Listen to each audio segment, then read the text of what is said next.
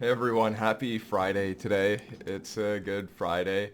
Hope everyone's gonna be safe when they go out and like party tonight or whatever you want to do. And yeah, have that morning coffee and go to the washroom and take that big old happy attitude in there and have a shower and then start the day, dudes. So, anyways, yeah, it's been quite the adventure this morning for me. I've been going around and I had a question in mind in my head. So I saw an article about polar bears in Norway, and then one thing led to another due to their history, which, for an example, in Norway, what they've done, they've had a lot of incestuous relationships, which is quite nasty, but there were reasons for it, and it made sense to those people, although it wasn't necessarily right, showing the people that in different countries, different areas of life have different thoughts and feelings. Maybe they're similar. I wanted to look into that a little bit more with the polar bears as well too. If you don't know, they are doing exactly what I just said. They're inbreeding, and there's pretty much no food for them. They're just dying off in like north of Norway, like Norway in general. I guess it's a cold place, so right? And it's been quite difficult on them. Sadly, they are an endangered species. North America as well too, or Canada, Nunavut, Yukon, whatever you want to say. So yeah, I looked into it and I wanted to know a little bit more about the issues going on. So I looked up incestuous relationships inside of Norway from back and when it sort of stopped is around the late 1800s. I guess when the monarchy and stuff sort of, or the patriarchy sort of went away in the late 1800s, early 1900s, so it slowed down a lot, and it used to be uh, a really big happening in many countries, not even just there, but everywhere in Europe and even down, most likely in other countries, maybe even developing ones as well too, which would be just the beginning start of the stages of life, which when you say developing, it shouldn't be like used as a derogatory term. It should be more used as a term where it just shows that people are starting up again, just like we're technically always starting up. But from when someone dies and there's a community there and they're learning and they're doing their own thing, have their freedom of thoughts and their own belief system to make themselves feel like they could be a part of something like the religion did back in the day. So I've been going and searching up a lot of everything, I guess. So one thing led to another. I'm thinking of like bloodshed and Christianity and all that stuff now, and the pagan religion, if you may, which I'm not sure if all these things are considered religions because I think they're personal beliefs inside of people that are hard to have them get out of there. And if it makes sense to them, then that's good. If you believe in something and it makes you feel strong, I wouldn't want to really go against that because it would be a hard hurt to the ego if I did that. So I'll let you believe what you believe for the time being, but everyone is similar and a little bit different in the way that we think, right? And I believe a lot of people inside of life have to think that way, so it can help us through life and structure things. And I feel like maybe a lot of things we are doing today may actually be quite sick and twisted, but I guess I'll go into that in a different video with all like the slaves and such that we have nowadays and what might be considered a slave today of what we don't know may be tomorrow's answer for it. So yeah, uh, anyways, I have a couple of different websites that I've been looking at. This first one here I thought was quite important. Sorry for the craziness there. So I was wondering if this was actually true here. So I went on to this website, and they were talking about. Okay, let's go to the topic of it. So the question is, I hope this doesn't seem terribly naive, because back in the day, people what they would do on the early internet, and this was in 2002, pretty much when it just like started up. People were using LimeWire, and YouTube may have just been starting up. I think it started out in like 2004 or something, 2003. And so anyways, yeah, we'd go on forums and then we'd comment and people would go in there and give their input. And it was more real than it is back in the day. Like this was like literally like knocking on door type of stuff, talking to your neighbor and getting information out that way, which seemed, you might think, take a long time, but it was more personal that way. You could feel many different types of communications through others, which was really nice. So they said, hey, I hope this doesn't sound naive. I got a picture of a great great grandmother, Marianne, and that's no, and it's not what I expected. She has dark hair and eyes. Some of her kids in the picture have white hair, and some of them look dark, and it's almost like Native Americans. But she came across, and yeah, so. Anyways, this was in Norway. This is Norway heritage, so they're extremely big into it. And I guess due to the amount of anti-Semiticism or anti-Semitic people down up in Norway and over there, whatever, right? And that's their, I think it stems from their belief system. But if you want to learn more about that, watch my other video speaking about Varg Vikernes. Not a name that I would glorify in the way, but something is a simplicity to understand and just look into about how it was affecting their community and why they may be like, you know, blonde hair and blue eyes type of stuff, which is relative to World War II, as we all know. So when we look into this, it actually speaks about the black hair and people looking different, and they're really into that because they want to know their heritage to be pure. They're all about the purity of it. So with the pagan vibes as well too, maybe you could separate that a little bit, but that's majorly where it stems from as well too, with the Norse and the anima gods and such. So yeah, just to cut that all short, because I'm going on a lot about that, is that people were posting about it, asking questions about what may have happened. And if you go into it, there's like people will talk about their back in the day. So this person posted, and they have 1,100 posts, which actually is immense. That's immense. I gotta check them out sometime. Yeah, because that's in 2005. That's even later. So I guess they were really huge into the internet at that time. So they said, well, now this is a good topic. My mother and grandparents were from Borges area, where they were both dark-haired. My mother was kidded a lot when she was young and called a black Norwegian. So this is an actual happening. So they call them black Norwegians because instead of having the white hair of a Norwegian person, they had the black hair. Oh, wow, cool. So I didn't know this because I was always told that I sort of looked different.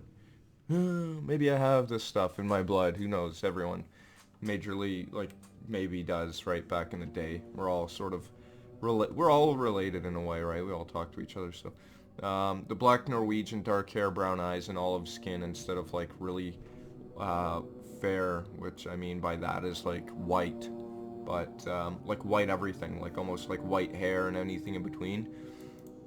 Said my father's family came from Vang, Valdres area, no blonde in the family tree here. I personally have dark hair and brown eyes. My observation that the Danes and the Swedes are typically blonde-haired, blue-eyed stereotypes in Scandinavia. So the Scandinavia is like Norway and the whole area pretty much, Sweden. My understanding is that the Norwegians have their long coastline on the sea were predominantly exploration sailors and raiders, so which means that they went from place to place. They went out, they got other people from different areas of shorelines and just pretty much like stole them. That was their thing in the beginning, and then just moved on to the other side. I guess they were seen as like some type of gift from God or something, and I don't really know about too much about that, but they did it anyways. They said, look, this isn't politically correct, but like it happened. So, and it's kind of odd too, because it's like it's kind of a backhand to the people that are racist over there, because they stole people and then they made them as wives and slaves, so they actually would have intercourse with people, and then they would be coming out differently, and then maybe some of them were shunned, who knows, for different reasons. Maybe that makes it not to be racist. There's probably a lot of the in-betweens that we don't know yet, especially coming like an observation from this. And this isn't the first time this is actually noted. So if we go back and we're looking up into ancient origins, I found this website which was really cool. Um, um,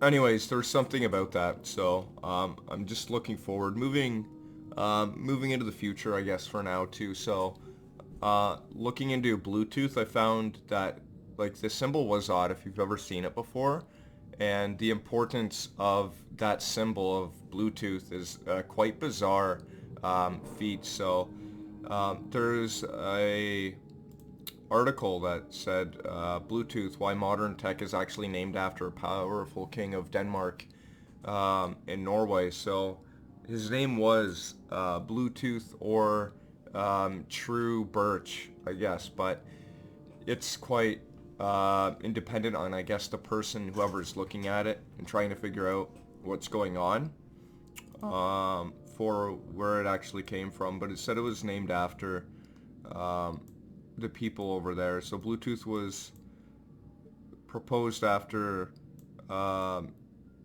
Jim Kardashev or Kardak, I don't even know, whatever, who cares. So Danish King Harald Bluetooth, because all that stuff's cooler anyway. Swords and fighting. Yes, yes. The Danish King Harald Bluetooth. So that was his name, and Harald Bluetooth. He was the one of the first people that invited Christianity. He was the first king of Norway to invite Christianity inside of their country, and so that maybe that makes it seem as less racist. I'm not really too sure how it all stemmed with all that now that I go dig deeper into it a bit, but I do believe that it has to do with people thinking and believing that they're right, and anything going against it would be a hard hit to the ego. So I'll stick with that, and that's like the little area that he was in between. Yeah, anyways, just across from Germany. So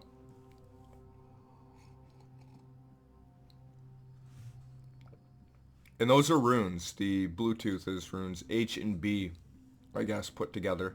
But the way that it is truth and birch. So truth birch or Bluetooth. If you put it together, which the word for Bluetooth, let's see, where was it? Blåtand, Blåtand. So probably sound the closest word that we could get to it was more likely Bluetooth, which would translate into something English, right? And add tooth on top of it in blue sort of made sense. Although it being a rune there, now we're putting it everywhere, so many people don't even know about this. And now, what is Bluetooth? We see it on our phones all the time. We click on it, and then it's just a connection from one thing to another, which also makes sense because that's what this king did, is connected to Christianity inside of the pagan capital that they had of Norway. And then, I guess, incorporated it in as well too, allowing those people to come in. So that was more likely one of the most open kings there. As for everything else that he did was probably is just as bad as anything else that happened back in the day too. There are two different speculations of with the Christianity and how it was really brought up too. So Adam of Bremen, and then there's another person as well too that studied for ancient Scandinavia for how the history actually made sense. So yeah, check out norwayheritage.com.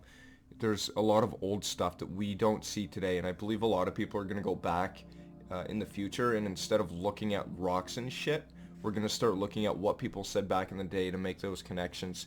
Maybe AI is going to figure it out for us, but imagine if that like took all the history jobs out of commission for the most part.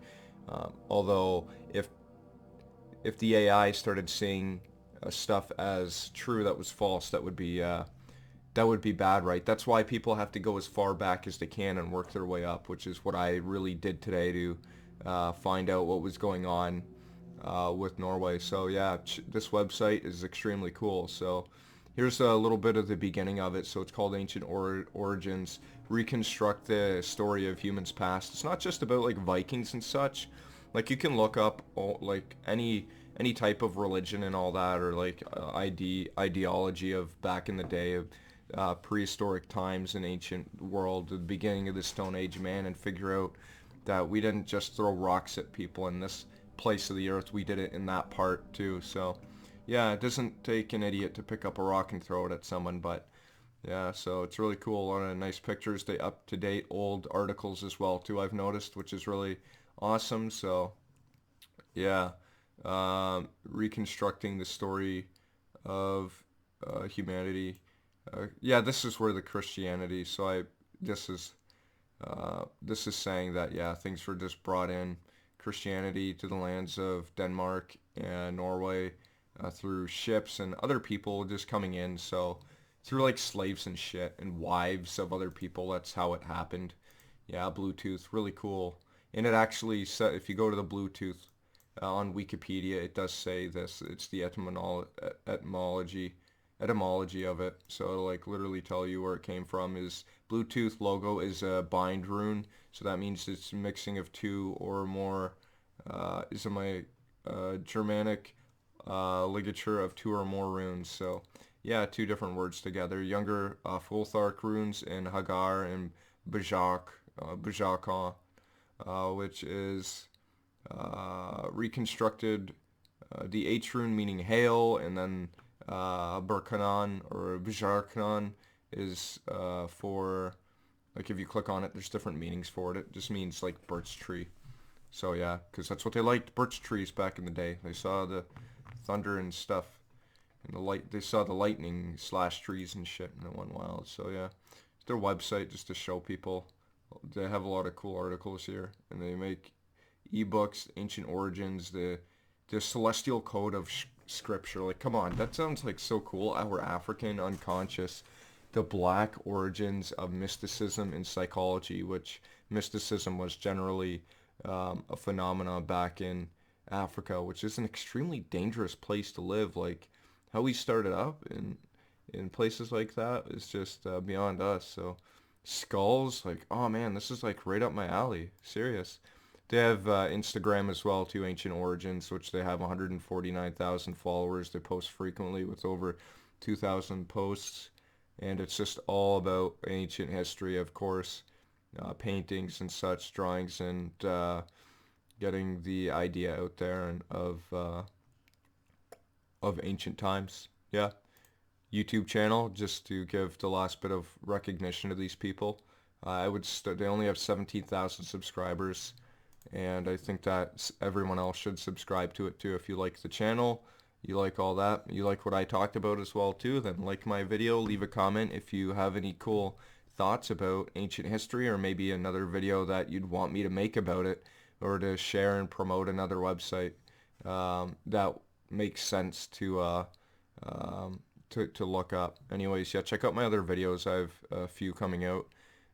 Hopefully soon. There's another today. This was another long one, but I don't mean to necessarily do this, but I had to like go over everything. I had to go over, okay, so the bears and sort of what my thoughts led to the bloodshed and the ancient history of religion, and why people are feeling or thinking that way, or like where the black-haired people came from, which are actually called black Norwegians. So it's quite different. Black Norwegians. Wow. Black hair and yeah, cool stuff. Anyways, thanks for watching. I hope you have a good day. Happy Friday, you motherfucker.